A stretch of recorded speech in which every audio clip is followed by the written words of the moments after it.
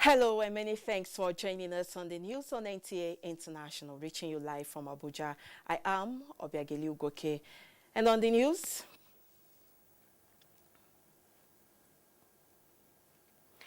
member nations of gas exporting countries challenged to deploy new technologies as a critical pathway towards addressing energy deficit in developing countries. In respect of card, ATM and web-based related fraud. Financial and technical communication regulators and operators challenged to deploy technology to put in check fraudsters. Nigerian Law School joins League of ICT-driven institutions, launches e-learning portals to fast-track legal education. Given the right, we've been given the proper training. We are well equipped now when it comes to operations and enforcement. No hiding place for pirates in the creative industry. More than 500 million naira worth of unapproved movies destroyed.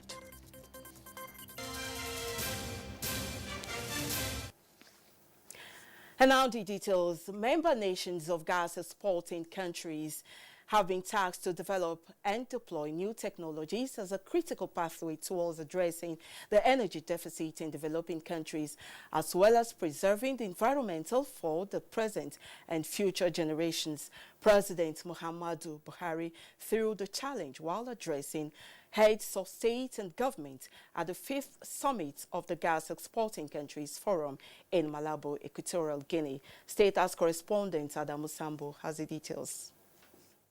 The Gas Exporting Countries Forum has, amongst other priority objectives, to pursue opportunities that support the maximization of the added value of gas for member countries, contribute to meeting world energy needs, appropriately respond to environmental concerns, and ensure global sustainable development.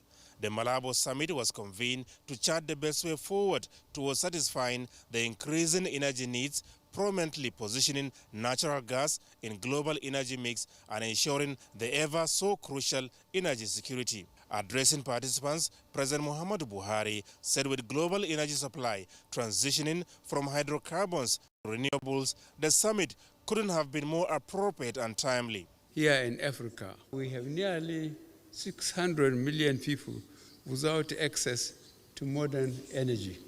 As responsible leaders, it is our duty to achieve this balance between our energy deficit and environmental preservation needs by developing and deploying new technologies. Natural gas, President Buhari believes, has the added advantage of availability and affordability. He therefore challenged member nations of the gas exporting countries to fully leverage this potential by pooling resources towards putting up transborder and transregional energy infrastructure. We in Nigeria have led the way by the construction of the West African gas pipeline, which runs through 4 West African countries. Very soon, we will also commence constructing the 600-kilometer Ajakuta to Kaduna-Kano gas pipeline, which will move gas from the southern regions of our country to the north. We are also studying the viability of extending this pipeline to North Africa. Records show that Nigeria is home to the largest proven natural gas reserves in Africa, with over 202 trillion cubic feet and the 9th largest in the world. Gas is the future. It's cleaner fuel, and you know that the world is moving towards gas. And for Nigeria, we believe that we are more of a gas country than an oil country, and that's why we have to be here. The takeaway is that we're going to do a lot of work in gas development. We've done quite well in oil development, but we are still at the beginning stage of developing our gas. Even in terms of gas penetration, we are not one of the highest in Africa. So the takeaway is that we're going to do a lot more in gas in the near future. For many years, we've been flaring gas. So a number of these gas-producing countries, have come together and trying to put in place strategies to get more value for gas and for it to become the mainstay really of our economy. And a lot of these gas producing countries believe that working together they can also try and push the price up, make it more valuable, and of course it's environmentally more friendly. The Malabo Summit had as its theme natural gas energy for sustainable development. From Malabo, Equatorial Guinea, Adamu Sambu, NTA News. Meanwhile, President Muhammadu Buhari has arrived Daura, Katsina State after participating at the 5th Gas Exporting Countries Forum Summit in Malabo, Equatorial Guinea. He arrived Daura this evening on a 4-day working visit. In the meantime, Vice President Yemi Osinbajo has stressed the need for religious leaders in the country to be more committed to using faith for the promotion of unity, peace and stability of the nation. The Vice President made a call at the General Assembly and National Executive Meeting of the Nigerian Supreme Council for Islamic Affairs holding in Abuja. State House correspondent Jide Onifade has the details. It is a 3-day gathering of Islamic religious leaders in Nigeria under the umbrella of the Nigerian Supreme Council for Islamic Affairs, the highest decision-making party, chaired by its President General Muhammad Saad Abubakar III, Sultan of Sokoto. The assembly is looking at the connection between Islam and national development. Guests of honor and Vice President Yemi Osinbajo commends the council for its role over the years and how important it is to the society as promoter of stability. The role of Islam. The concern of government is the level of religious intolerance, something the Vice President says was not a major threat in the past. They were more concerned about the issues that touched everyone, regardless of religion or ethnicity. They were concerned about providing food for the masses of their people, providing shelter, providing education, providing healthcare, and decent livelihoods for the people. But today, no true leader can ignore the threat that religious bigotry and intolerance poses for the development of our nation.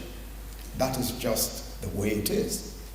But it is my respectful view that the burden of ensuring that faith promotes national development, as opposed to impeding it, is on leaders.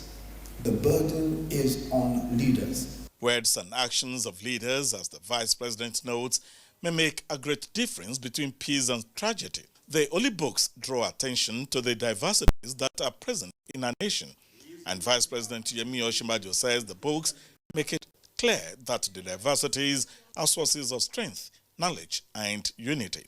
Like the Minister of Communication. Speaking with deep emotion, First Lady Aisha Buhari, whose NGO Future Assured receives commendation for the effort of keeping the hopes and aspirations of Nigerian women and children alive, says now is the time for all Nigerians to do what is right to better the society. I hope that the decisions, debates, and engagements here today will be fruitful with the view to reaching realistic decisions for shaping our lives as a nation. Today, our people find it difficult to differentiate what is true and what is not. It is our collective responsibility of promoting peace and stability in our country to always verify. So let's all put hands together.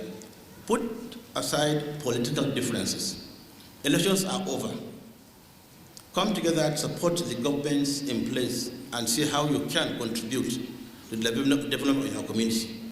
The challenge is for all Nigerians, irrespective of faith and creed, to always promote peace and unity for a better society. In Abuja, Jide Onifade, NTA News. Away from the Nigerian Supreme Council meeting, the African Parliamentary Union has implored parliaments across Africa to, as a matter of urgency, carry out legal reforms that will provide favorable grounds for youth political participation. This was part of recommendations at the 42nd Conference of the Union in Djibouti. Ignatius Nkwo reports. Canvassing significant youth participation in Africa has never received more attention in the African Parliamentary Union than now. Delegates at this conference, most leaders of their national parliament, are not happy with the level of youth involvement on the continent. The delegates believed that the best constitutional support to increase youth participation is the provision of quota system, especially in parliament. For youth to contribute to the democracy, peace and the rules of law, many factors are needed. Education, employment, and health come to end. This union should serve as a melting pot for African solidarity and empowerment of our youths. How to make our people, enrich them, develop them both intellectually and even infrastructure-wise. The union was also particular about the provision of conducive environment for African children to excel academically. Chief Whip of the Nigerian Senate and leader of its delegation, Orji Uzor Kalu, took the dividends of President Muhammadu Buhari's social investment and school feeding program to the forum, where it was recommended for other African countries. Issue of youth. President Buhari has already signed an act that all youths about 21 years old should go to the house of representatives. So we are giving the youth a winning opportunity to participate in all levels of attack. Midway into the sitting, the Nigerian delegates raised a point of order which seeks to ensure strict observance of the union's rules of proceedings. We don't know what is going to be discussed. Maybe it will be discussed against our country, we don't know. So, and we demanded for the order paper of the meeting so that we will know how to come up. Particularly issue of the order paper and issue of not taking us along. Not only Nigeria anyway, but we Nigerians will not take that. We want this to be done with decorum. Whenever it comes to funding, they will always ask for assistance, but when it comes to positioning, they will always gang up together to say, oh, we're big brothers, so we should allow the smaller countries to be in front. But I've told them that it's not going to be possible anymore. This is the last conference for the African Parliamentary Union in 2019. Ignatius Nkwo, NTN News. Back home, the House of Representatives says regulators and operators in the financial and telecommunications sector should be up to their responsibilities by deploying technology to prevent fraudsters from hacking accounts of banks' customers to conduct what is now known as SIM swap fraud. To this end, an ad hoc committee set up by the House invited key stakeholders towards finding solutions to the problem. National Assembly correspondent Lami Ali reports.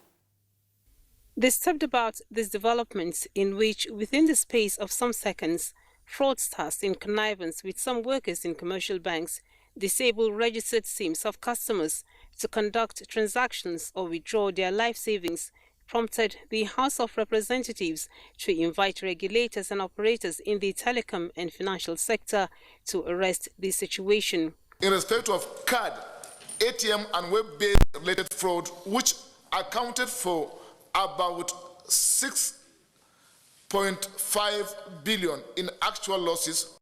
The ad hoc committee, chaired by Abubakar Hassan Fulata, held separate engagements with officials of the Nigeria Communications Commission, the Central Bank of Nigeria, commercial banks and telecom operators.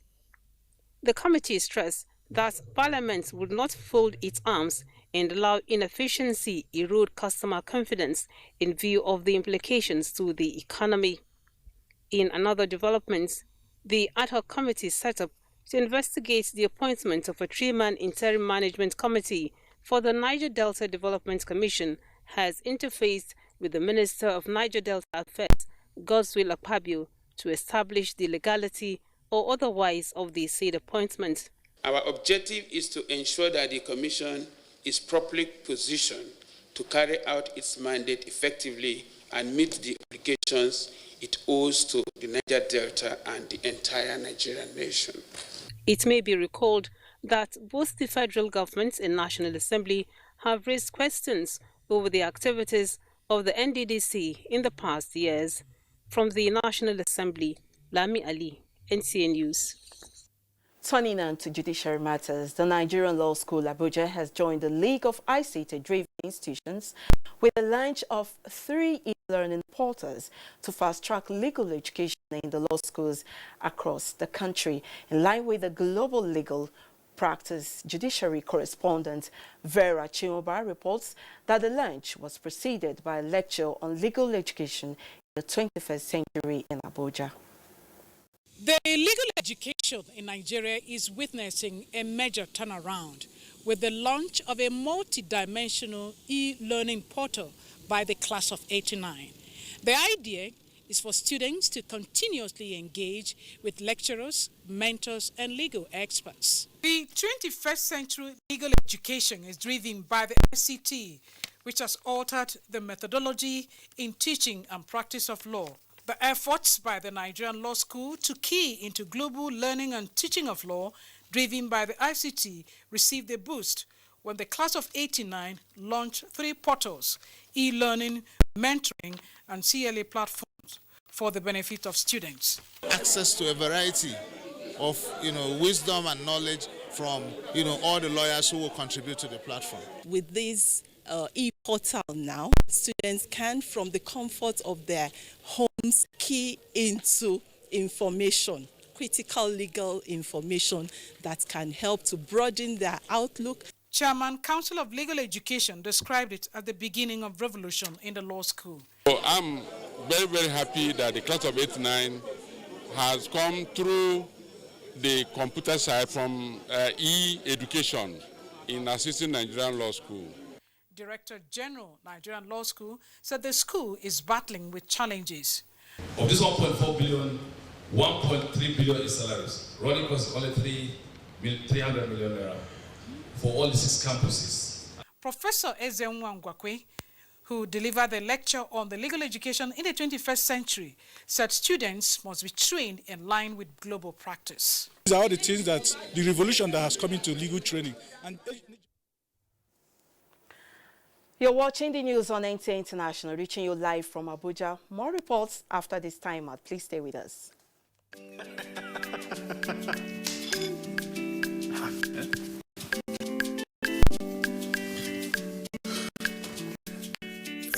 That channel where you watch just now don't waka, no panic. No panic. You go do it by yourself like ABC. Oh yeah, press the menu button on top your remote. Scroll up and down till you see Information Central. Then press OK. Press OK. Check the signal strength and quality. If the signal strength and quality pass 70, make you press the exit button, go back. Go advanced options, then choose installation, then go to reset and press OK. Press OK. Wow, now you self fit catch all those channels will be one miss road by yourself. Yes, make your group for no loss. You see as I do, Abi? And I see as I do, Go TV, live it, love it. And I see as Many thanks for staying with us. Olain Kojo is standing by with news from the financial sector. Following the UK court approval of Nigeria's plea, the federal government has moved closer to unturning the $9.6 billion judgment debt against it in favor of Process and Industrial Development Limited by the United Kingdom court in what is widely believed to be injustice and a direct result of fraud and corruption. In what is seen clearly as a positive step forward for Nigeria, the United Kingdom Commercial Court on Thursday, November 28, 2019, accepted the application of the Federal Republic of Nigeria in its case against P&ID. Investigations carried out reveal incidences of serious fraud, bringing into question the legitimacy of the gas supply and processing agreement and subsequently award itself. The Nigerian National Petroleum Corporation and Chinese Petroleum Pipeline Company will soon commence work on Abuja-Kaduna-Kano pipeline projects. Group Managing Director of the NNPC, Mele Kyari, said this when he received the head of the Chinese company in Abuja. In a statement signed by the acting spokesman, Samson Makoji, the project is key to resolving the power deficit in the country. Let's now see how the Naira is exchanging for the international currencies.